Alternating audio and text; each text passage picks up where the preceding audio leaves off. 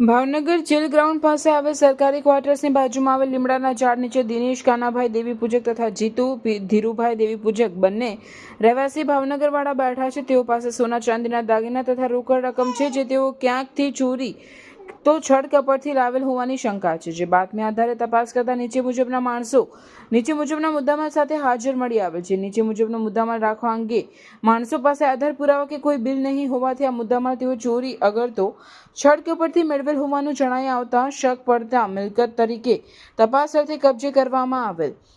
મુદ્દામાલ અંગે તેઓની પૂછપરછ કરતા આજથી 6-7 દિવસ પહેલા શનિવારના બપોરના સમયે 11:30 થી 12 વાગ્યાની વચ્ચે ભાવનગર કાળિયાબીડ પાણીના ટાંકી પાસેથી વિરાણી સર્કલ તરફ જતા રોડ ઉપર આવેલ એક બંધ મકાનના સાઈડના રસોડાનો દરવાજો તોડી નંબર 2 ના મકાનમાં આવેલ રૂમમાં રાખેલ કબાટની તિજોરીનું લોક તે મકાને પડેલ હથોડી પેચિયાથી તોડી તિજોરીમાં રાખેલ સોના ચાંદીની લગડીઓ દાગીના રોકડા રૂપિયા ચોરી કરેલ હોવાનું જણાવેલ છે। ચોરીમાં નીચે મુજબનો મુદ્દામાલ મળેલ હોવાનું અને જીતુ ઉર્ફે જીત્યાએ આ ચોરીમાં મળેલ સોનાની લગડી નંગ 3, સોનાની ચેઇન નંગ 2, સોનાનો હાર નંગ 1, સોનાની વીંટી 1, સોનાની પહોંચી ચાંદીની લગડી વેચાણ કરવા માટે અને રોકડા રૂપિયા તેના ભાઈ જયંતિભાઈ ધીરુભાઈ સરવૈયા રહેવાસી ઝુંપડપટ્ટી ભોગાવો નદીના કાંઠે પાણીની ટાંકીની બાજુમાં વઢવાણ જિલ્લો સુરેન્દ્રનગર વાળાને આપેલ હોવાનું અને આજથી આશરે 6-1 મહિના પહેલા દિવસના સમયે બપોરના 2:30-3 વાગ્યે બંને જણાએ કાળિયાબીડ સાગવાડીમાં આવેલ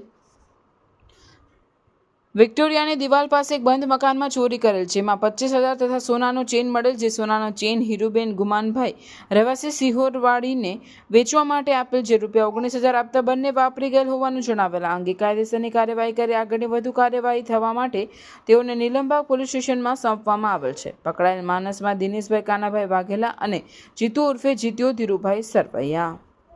કામગીરી કરનાર police staff police inspector AR વાળા તથા સ્ટાફના ઘનશ્યામભાઈ ગોહિલ, વિઠ્ઠલભાઈ બારૈયા, મહેન્દ્રભાઈ ચૌહાણ, સાગરભાઈ જોગદિયા, સંજયભાઈ ચુડાસમા, અનિલભાઈ સોલંકી, રાહુલભાઈ ધતુરાતર, પ્રજ્ઞેશભાઈ પંડ્યા અને હરપાલસિંહ સરવૈયા।